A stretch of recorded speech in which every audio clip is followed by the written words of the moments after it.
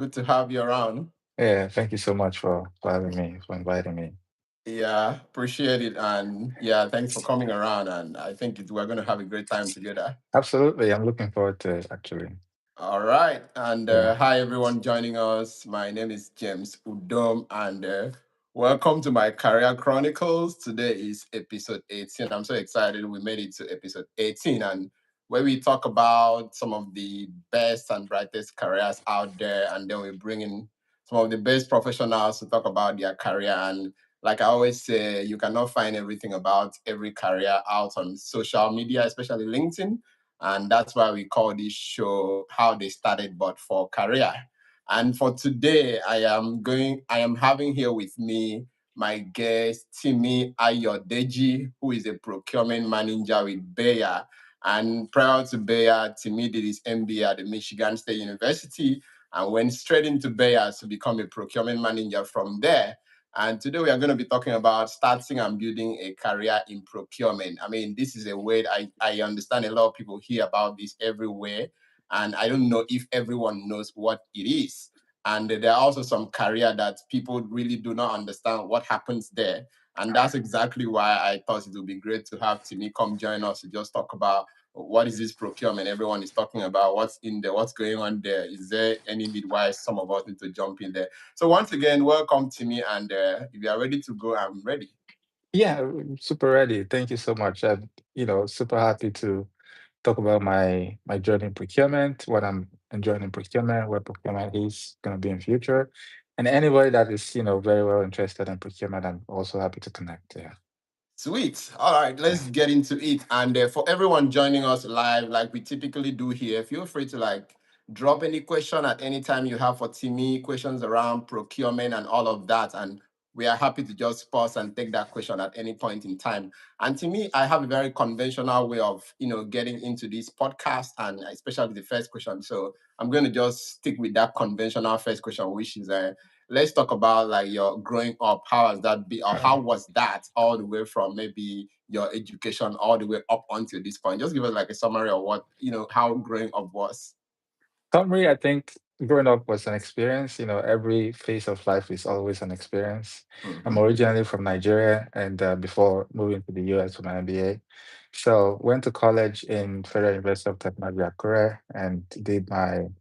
I have a bachelor's in applied geology, so totally different from procurement. And my opportunity, or the first thing I did right after graduation, was to work as a project manager in procurement. So that's what actually helped me understand, okay, yeah, this is actually a very interesting field, because I Mm-hmm. wasn't trained as a procurement specialist in applied geology. I did applied geology, so we study rocks. I wanted to go into the oil and gas industry and stuff like that.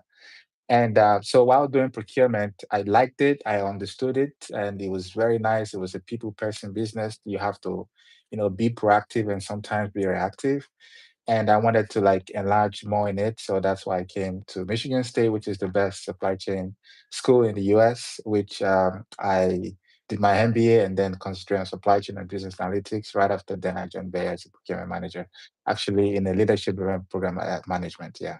Oh, that's cool. And that's good to Right. know too. And something interesting right here. You did like your bachelor's in geology, Right. and I mean Nigeria is a big oil and gas country, and you Right. could have gone ahead to work with ExxonMobil, which is an international oil company, Right. Shell, Chevron. I mean, I can keep going and going. And so I'm just wondering, why would you just leave all of that and then instead of say, hey, you know what? Let me jump into this new thing I'm just hearing or this new thing I'm learning about procurement and just you could have just as well just gone into the biggest industry, in Nigeria. So why would you leave that and go into, at least in the context of Nigeria, procurement is not really like a very big industry. So what Right. what was the driving force behind that? Something I'm curious to know here. Right, absolutely. And I graduated in 2019, and if you remember, that was when COVID was happening and the Mm-hmm. oil prices was in $0. So there was a lot of layoffs going on. There was no job opening, and I didn't want to just stay idle.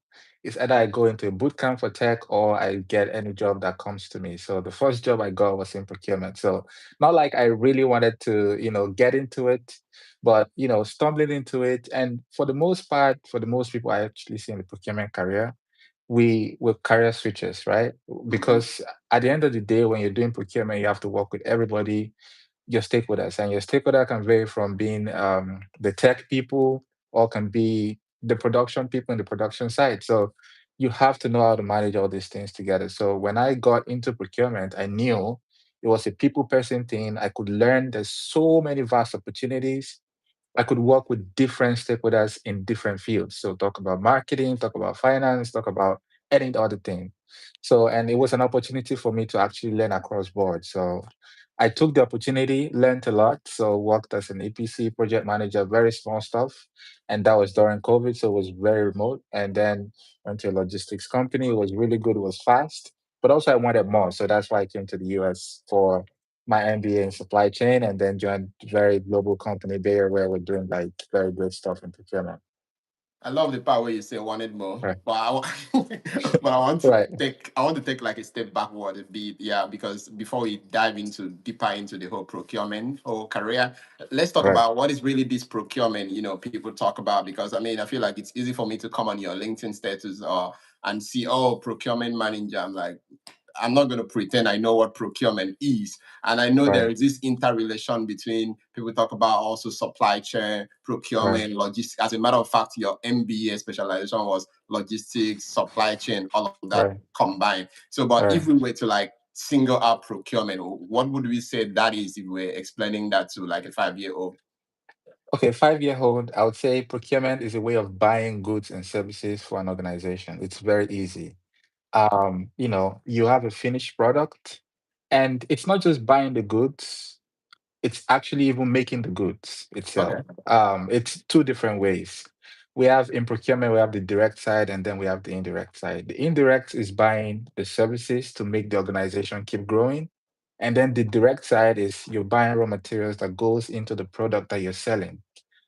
Take Bayer, for instance, if you know some of our product, aspirin, Afrin, all of that, you see that product, there's so many raw materials that goes into it. And when you look at the value chain of those raw materials, it comes under the procurement organization at Bayer. And then on the services part, so talk about the Microsoft Teams, talk about Microsoft Words. These are things we negotiate with this big organization for softwares. When you go into a manufacturing side, they use software to automate some of this, production lines and everything, those softwares we have to buy from those software providers.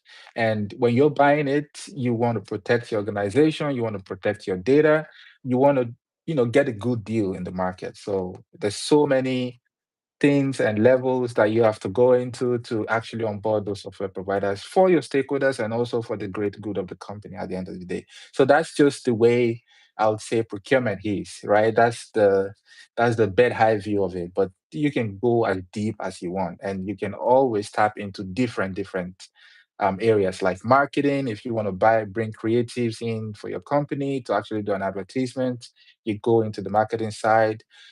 For production lines, for finance, supply chain financing, even for supply chain, we have to get forecasts from them to be able to help us understand, okay, what is this raw material that we're building, and how can we work with our suppliers to actually build the capacity for the raw materials for the type of volume that the supply chain are forecasting for our product. So you could go deep and deep and deep into procurement. That's why I actually liked it. That's why I joined it, right? So it's pretty nice. You seem to be working, if I'm trying to unpack what you just said now, you seem to Right, be working with like so many cross-functional teams, right. finance, marketing, I think compliance is there. There's a whole lot of that together.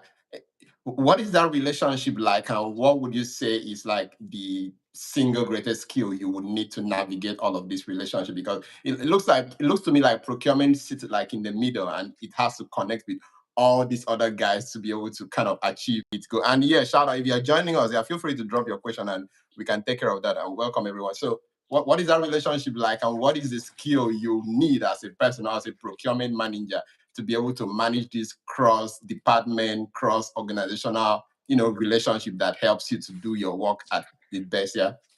Yeah, that's a very good question. I think it's soft skill, interpersonal relationship, like be able to listen and be able to absorb what your stakeholder is saying and match it with the organizational guidelines compliance. Sometimes the stakeholders really just want to do something and they want it done in any way. And you also have to take that and also take what the organization is saying to bring forth a very, very good result from them. So I think it's about soft skills, about communication, it's about executing. You have to do it no matter what. So when your stakeholder brings something, you just have to get it done.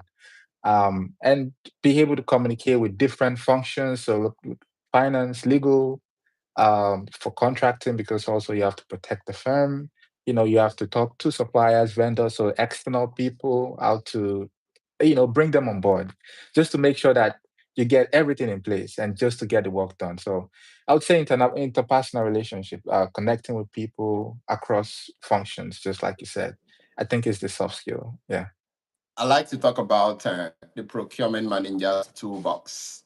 Uh, Okay. I know maybe there are probably so many tools there, and I know this could also vary from maybe organization to organization. Right. Sometimes I'm doing my research, and I know people use a lot of things. I know there's SAP, there are Microsoft Right. tools.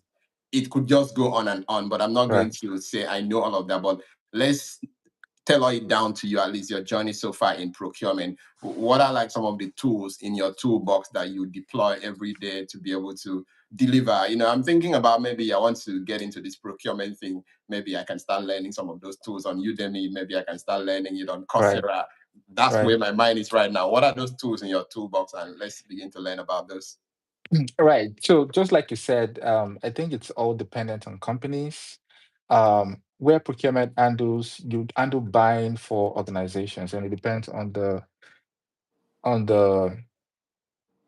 volume of employees that the organization have. Like Bayer, we have more than 90,000 people. So there's a lot of people that are Yeah. buying a Bayer.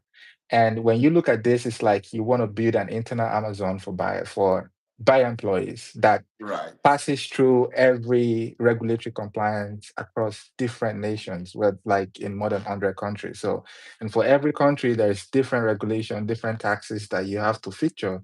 So it's not like the regular Amazon, but you have to create a tool for people to buy efficiently in the organization. So um, that's one. So the IT skill, you can tap into it, the data skill, you can tap into it. And then there's SAP that helps with your inventories and all the ERP systems, definitely for your direct materials.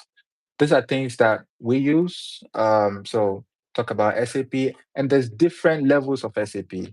Oh. Yes, there's different types of SAP. SAP doesn't just have one product. So there's Uh-huh. the inventory side, there's the buying side, there's the record keeping side.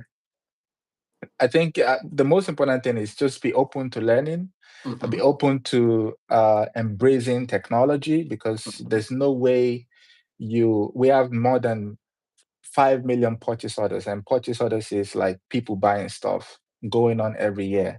And you can't do that manually. There's no way. If you want to be very efficient, you have to use technology, and you Mm-hmm. just be open to, embracing technology. We're talking about AI right now. We're actually implementing a lot of AI that's across stacks in our technology in the buying stack at Bayer. And I'm fortunate to be working across that side also.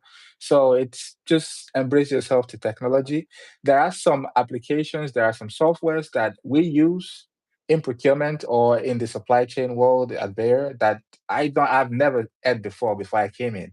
But when I came in, I saw, oh yeah, we're using this. I have to learn about it. I have to Mm-hmm. get deep, what is actually the function, what is it solving, and then I got to know, okay, it's really good, and then I learned about it. So yeah, it's very, very the technology, it's this fast, it's so much that you can use across the procurement function. It looks like staying flexible is really a very great skill here Right. from the way you talk here, because I feel like there is always the next thing. And just like every other thing around technology, it's always evolving. And Right. things like the size of the company, evolving, even the macroeconomics is also and Right. also has an impact on what's going on down there. Right. But I think I like the way you put it. It's mostly trying to master the skills in front of you, technology skills in front of you. And then once you get into whatever organization, it makes sense to be able to Mhm. align with what you know with what they already have on ground, because that way you can just keep updating your stack as you go based on the needs of the organization. I imagine that working in procurement for like a company like Bayer, it's like Right. there is so much gap between that and maybe working for a company like, let's think about maybe your first procurement job and then Right. Bayer Right. today. I mean, Bayer is Right. like $40 billion. company, and that's like the GDP of so many countries out In there. revenue, our revenue is like 49 billion euros, Look and at that's that. not even dollars. Yeah, So what is that? What is that connection like? Would you say? What? How does it feel like working at this yeah, level, coming from this other level? What is the right, connection there? Is what I want to right. understand. Very good question, James. I think it's all about, like, just like I said, open to learning, and you learn fast. And I came from where it's very manual, but also the bridge was going to Michigan State University helped me bridge that aspect of it. And maybe I can give you a journey between, my time at Michigan State University. Go I for it. started I started my MBA August 2022. That was when I came to America, and I was fortunate enough to actually intern at Bayer first in the summer Oh, of 23. So that internship exposed me a lot into how procurement is being done. I do have an idea. You go online, you look at how procurement are being done in big businesses. I do know it's not like a 25 FTEs to 90,000 FTEs. It's totally different. mm-hmm. And my internship opportunity helped me, I think it deep dived me into understanding the whole procurement substack and how people can be, like, the different people you have to work with, the soft skills you have to have, plus the hard skills. The hard skills is there, but when you even work more, it's mostly about the soft skills, because everybody you work with really has the hard skills, right? Right. Everybody that I work with are very smart. So all the hard skills, talk about all the technology, they have it. But what distincts you really is the soft skills. Like, how do you talk to people? How do you listen? How do you communicate? These are things that we keep building and you know, keep building on every day. You don't get it. I don't think someone knows the best way to communicate, but you can always keep refining your communication just to, like, target the best audience that you have. So I would say that's just the difference. The 25 FTs is totally different coming from Nigeria and then coming to America. Um, Michigan State did help, and then my internship, and then coming into the full-time program, you also have to be level-headed to also be open to learning. But while you're learning, you're also executing and doing some work. So that's what I would say gave me the best transition that I have. But it's mostly about, like, having the go-go mindset of getting it done, because it's not, just like you said, it's not conventional, I would say. Right. All right. Okay, now you talked about like going to Michigan, getting your MBA in procurement, and let's get a bit more into that. In retrospect, would you say that was necessary? I feel like procurement, so much is evolving in the world of education now. Maybe I want to Right. get into procurement. I can, go pay $30 and take an online course on Udemy, and maybe go pay $100 and attend a boot camp for 2 weeks, and then boom, I'm in Bayer, or maybe boom, I'm in, Microsoft, whatever, name all of those big companies. So my Right. question really is, what would you say has been the role of education in preparing you for this career, or even in helping you be the best at this career? And in retrospect, do you think that was necessary? Would you have done it differently? Is there a different pathway you would have gone through just to get to the same position? Is what I want you to talk about. Yeah. Also, just like I said, procurement is a cross-functional um, organization. And for any big organization that wants to take you in, it's not just about learning procurement, it's about learning across board. We have people coming from history that are working in procurement. We have people coming from finance working in procurement. We have people in IT coming to procurement. There's someone that joined that, she did Erasmus, she worked on economics and she's doing procurement.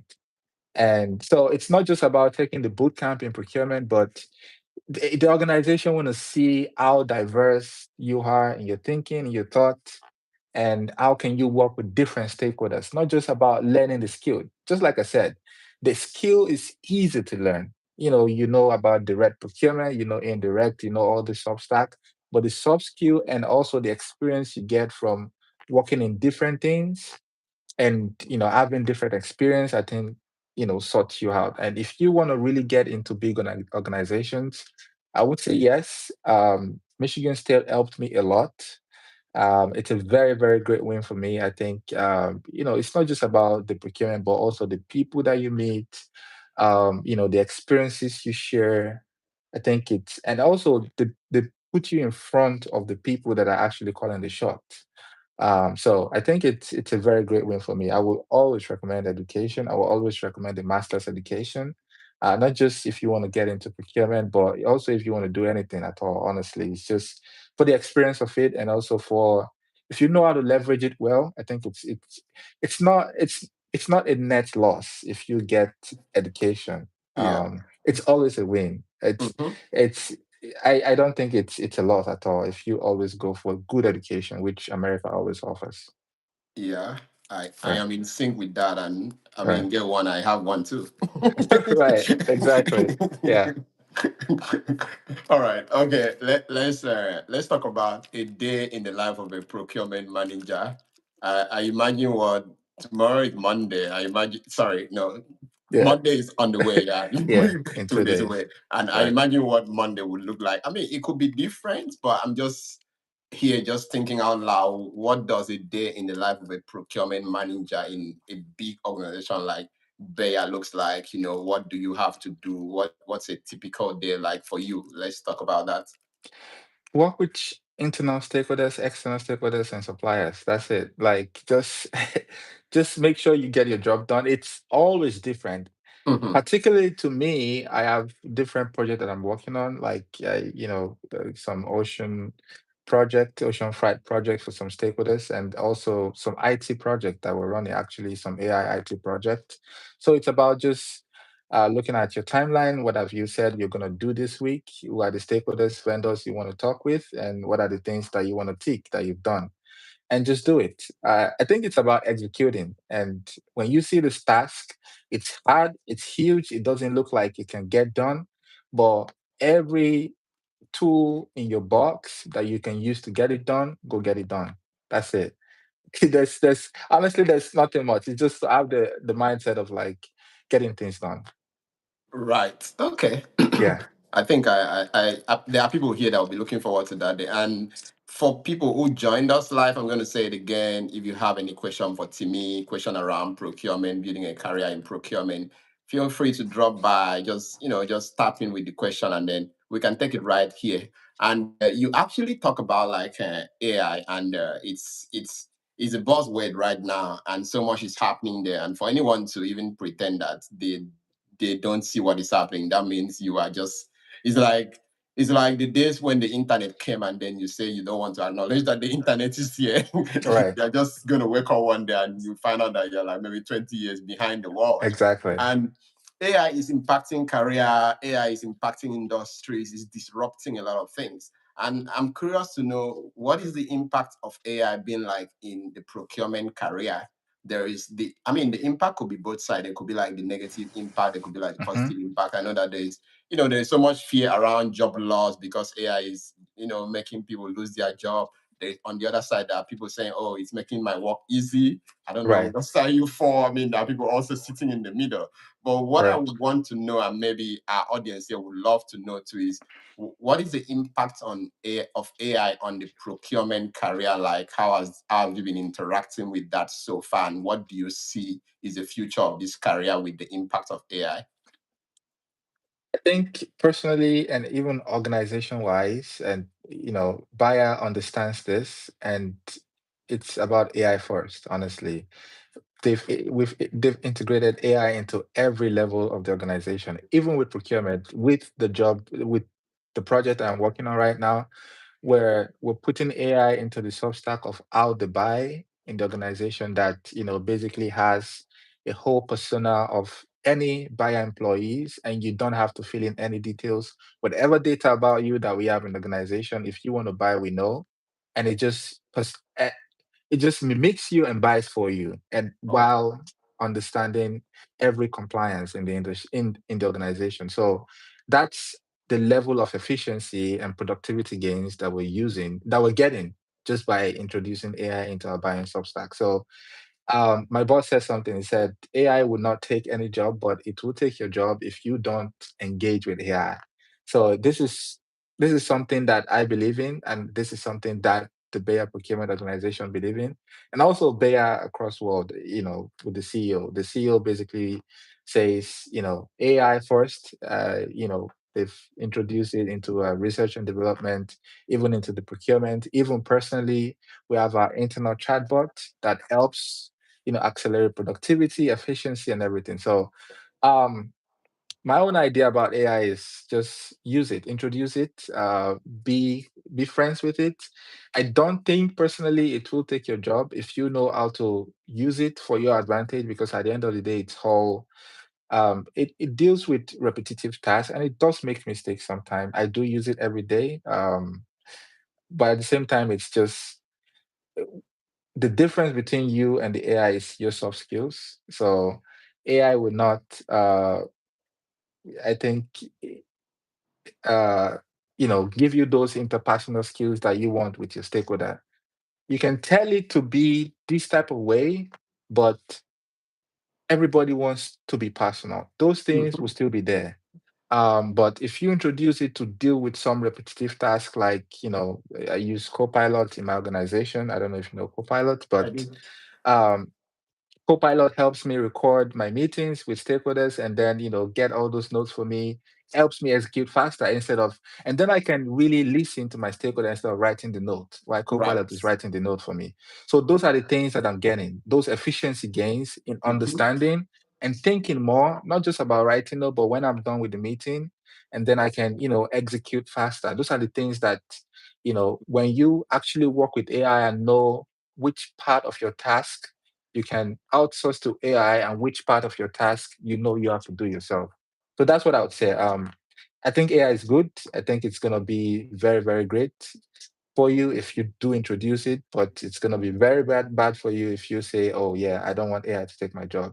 Because at some point, it's going to do if you don't introduce it in your personal life. Yeah, I feel like this is my own bias though, but I Right, feel like at some point, just like very many years ago, or maybe when we were much younger, we're kind of forced, I would say maybe forced or compelled to like learn basic office management skills. Like think of right, Microsoft Word, Excel, just those two. I feel like at some point, that is where the whole AI team might converge. It will become like a basic skill everyone must have, must such have. that if Yeah, you're sending your resume for a job, they want to see that you are AI compliant, whatever right, that would mean. Because think about it, like companies are like, oh, we are an AI first company. right, What that means is that you have to have an idea, you have to believe that this thing is real, and have an idea and how to use it. So I like the way you put it, making you helping improve your productivity. There's so right, much time saving, and right, then it just sort of makes your work easy for you so that you can focus on maybe more high impact thing or things that need human judgment, and then leave all those other low level kind of tasks or repetitive tasks to AI to take care of it. right. And yeah, that's my takeaway from that, and I like to unpack that real quick. Let's talk about like the career growth part of it. And I know that there are so many tools people use for their career growth. Hmm. It's a big deal for me. I used to think about like career growth or managing your career is a standalone skill. That you have a career does not equally translate to that you can just manage it. No, it's a standalone skill. It just like it feels like also knowing things, but interviewing. Hmm. Interviewing is a standalone skill. So you could Hmm. know a lot of things, but then you Right, don't have the interviewing skills, and at that right, point it wouldn't matter what you know right, because you cannot interview, and then you can't even get into the room. So right, when as you're managing your career as a procurement manager, I imagine you have maybe like your plan for the next 5 years, for the next 10 years, 20 years, and so on and so forth, depending on right. how far you want to grow. But I want you to let's talk about how are you doing these? What tools do you use? What do you take into cognizance as you begin to, streamline your career for the next decade in procurement or whatever you are seeing out there? Because it's something I feel like we want to learn on this podcast how to manage your career, because like I said, having a career is one thing, managing the career, I believe it's a whole different thing. Yeah. Yeah. Absolutely, it's a good question, and I think there's no one size fits all for this. Mm-hmm. I think it's about you understanding what you want and what you've achieved so far and where you want to see yourself in the future. Just like we talked about AI. Sometimes I put all the achievement I do into AI and into GPT, and I say, what do you think about this? What do you think I can do? Just understanding the computer's thinking, because at the end of the day, it's about a lot of data from people in the world and just recycling that and giving me what some people have done and how they've progressed in future. So seeing that, and I'm like, okay, yeah, maybe this is a good part. Do I like this or not? And we keep going. And just like I said, myself is I'm always open to anything that I'm going to learn. I love learning. I came into procurement as a geologist, and I I envision to keep doing procurement, but because it's a very centralized organization. But at the same time, I'm very open to anything that's going to make me learn. So, yeah, managing it is difficult, especially when you have a very good task that you want to execute in the organization. But at the same time, you just have to get it done. You just have to find time for it. I honestly cannot say this is how I'm doing it, but as it comes, I do it. I just find something to get it done, and I get it done. Right. Cool. Yeah, and for anyone listening to these or who will be listening to these, I think one big takeaway for me from here is Timi says, I love learning. And I imagine anyone saying that to themselves in the exact same way, I love learning. That alone like makes a whole world of difference because then it opens up your mind and doesn't just make you in a siloed mind, opens up your mind to whatever comes, and then you can begin to think of exploring because most times it's out of curiosity. I mean, you literally said it here. You came into procurement technically out of curiosity all the way from geology. So having that open mind, I believe, makes all the difference. Right. Social media is on the bus. Okay, let's Right. maybe tailor it to LinkedIn since it is the so-called professional social media. Right. Are you leveraging any of these tools for career growth? I don't know. People do it in different ways, but I'm oblivious of what that would be like for someone in procurement. But are you leveraging any of these platforms for career growth? And how are you doing that? What help have they provided for you for career growth? Think LinkedIn. People do a lot. There are so many other platforms, but I'm just using LinkedIn as an example. Am I leveraging? Yes. Can I do more? Yes. I would say yes. Use every opportunity to get yourself out there. I think it's very important because people don't know if you don't tell them. And how do you tell them? How do you reach to the wider audience? Is through the social media. I've seen people that got, very great referrals, great job from LinkedIn. And yeah, it's just use every tool out there. I mean, it's existing because there's so many wins from this LinkedIn's and social media. So I do use LinkedIn, but is it really crispy enough? Is it good enough? I don't think so. But can I do better? Yes, definitely. Mhm. That's the thing. So I have to find time to actually say, okay, I want to use this social media, but I do post sometimes, and yeah, I like to share my thoughts, even if it's different from other people's views. But at the same time, I like to also read, other people's thoughts about procurement, about AI, about what's going on in the technology world, about Bayer for sure. So I think it's a very good tool, and anybody that knows how to harness it, I think it's a good win for them. All right, guys, that's your notes to put yourself out there. Yeah, because I know some people talk about, oh, you know what, I'm an introvert. I don't want to put myself out there. I don't want to be out there talking a lot. I mean, I feel like at some point we have that challenge, but at the end of the day, like you said, you just have to put yourself out there and do what you can because again, you never know who is watching rather, and your Right. next, career breakthrough or whatever, just expansion might just come from, some of those platforms that you are engaging with. We pride ourselves at My Career Chronicles as the how they started for career Hmm. and also the platform where we help people tell the story about their career that you cannot find on LinkedIn or in Right. any public space. What Right. is that one thing about your career that is not in the public space that I you don't want think to mention? We Um, cannot easily find it. I don't think Let me there's give you an anything. example. I Right. interviewed Okay. at a previous episode. So I Yeah. interviewed someone who said he was a pro athlete, a boxer, and went as far as winning a national award. He works Oh, in tech now as a software engineer. So he wow, that's was good. he was a pro athlete, but you are never going to find anything like that about him on any public space and all. But let's hear your own. Okay, okay. I mean, you find it on Instagram. I love Oh, running. I love running. okay. So I do long distance running. So but that's not professional. I just do it for my physical health. So I love running. I love uh physical exercise because it's like my therapy. Mm-hmm. So I do a lot of long distance running. I have a target of running 30 miles every month. Come on, that is So huge. I do running at least. But I been getting to the 30 miles mark? No, I could do better. But I've been getting to 25 miles mark every month. So I love running. I think that's one thing I'd say but it's on Instagram. It's not on LinkedIn. It's not. Mm-hmm.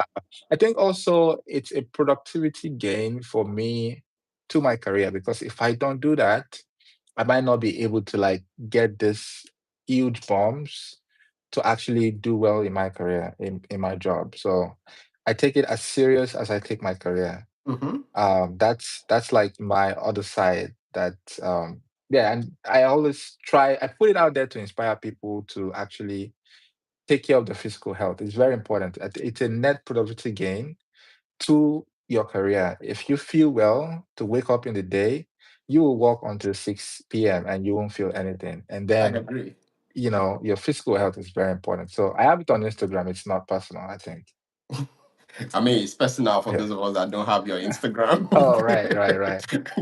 Yeah, I like the way you just put that because then again, like you said, it's a net win either way because these things they sort of rub each other. I mean, if I have, it's very aspirational to do like 30 miles in a month. It's like aspirational. So I feel like it gives you this sense of, you know what, I could aspire and do this. And you can just pick that mental model and just, put it on your career and then it can make a huge difference. Yeah. So thank you for sharing that with those of us that never knew about that part of your life, and maybe people on Instagram rather know about it.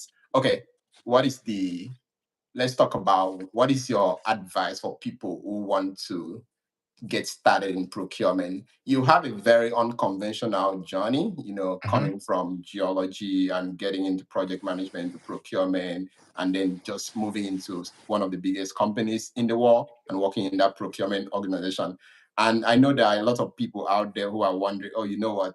This procurement I'm always hearing about, what is it about? How do I get into it? I've been trying to get into it. I seem not to figure it out.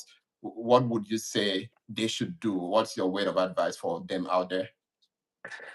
I don't know, honestly, but because one thing I would say is Michigan State helped because Bayer came to Michigan State. Okay. So it did help me a lot. So it's about putting yourself in that space that people will see your skills. The real people will see it. So like it's that how do you get into that space that the real person that understands what you have will take you in? I think that's the thing to the couple. How do you do that? I was fortunate enough to be in Michigan State to talk to Bayer. I do know Bayer for a very long time, but seeing them, and talking to them, and then went through the interview phase, it was true Michigan State. Would I have had that opportunity outside of Michigan State? I don't know. But definitely Michigan State made it easy for me to get into the procurement world, first through internship and then landing my full-time job. So that's what I would say honestly. There's no one size fits all. And also Mhm. you can, just like you said, the LinkedIn, you can always find people that works in procurement, talk to them about what they're doing, something like this, and find questions around procurement to talk about because um, if you're not really into the world, you might not know what's going on. And what's in school is actually different from what's in the industry. But definitely that bridge is still the school that connected me to actually use that as a stepping stone to get into procurement world.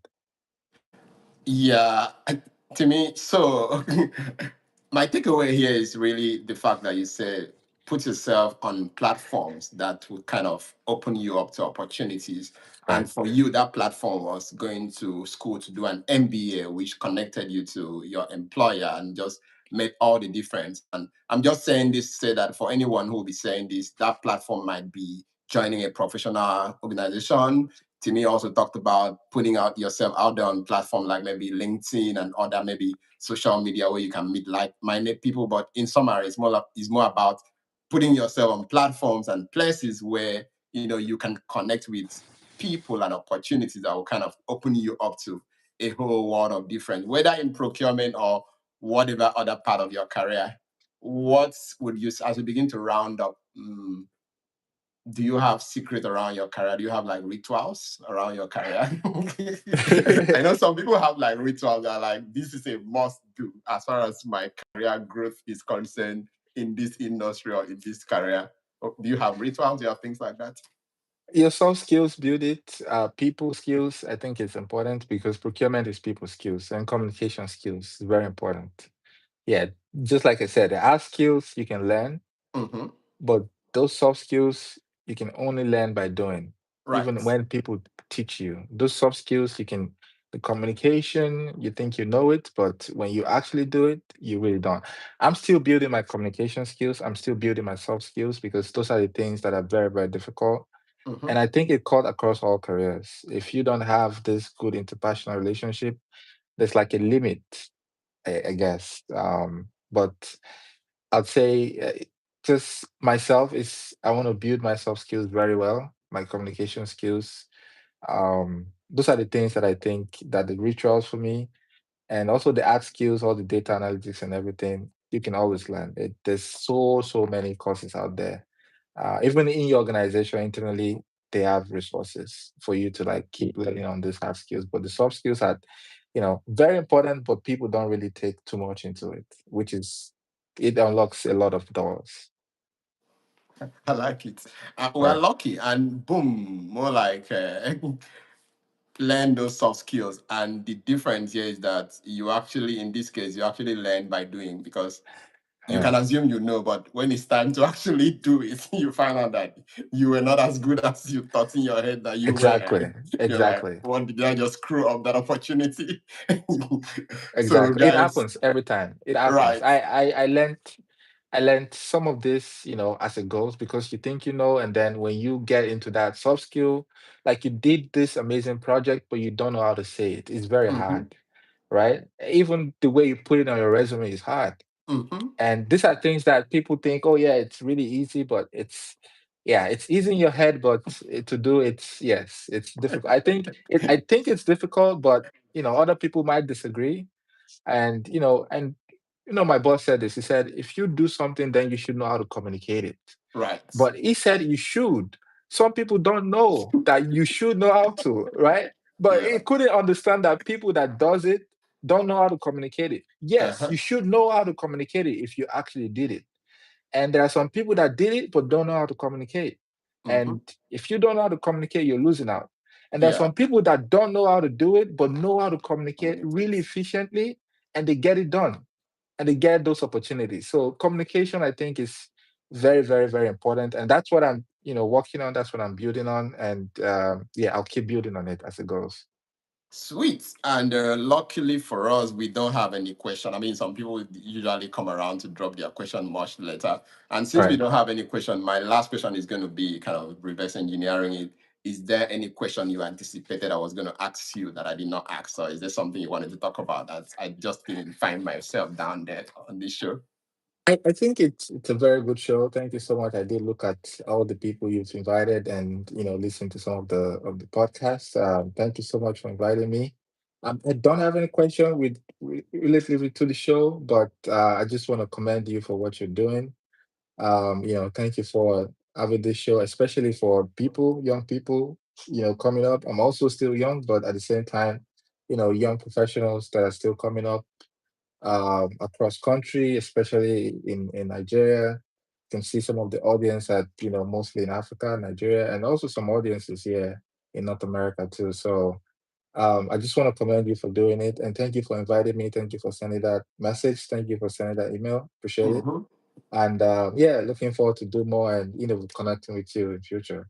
I can't wait for 10 years after and then just to bring Timi back. I'm like, hey, you know what? Let's look at what happened in the last edition and Right, then let's compare it to what has changed so far. right. Yeah, shout out to you, Timi, for making out the time to join us on my Career Chronicles. I really appreciate your time and do have a great week ahead. Thank you so much, Bye James. bye. Appreciate it. Bye.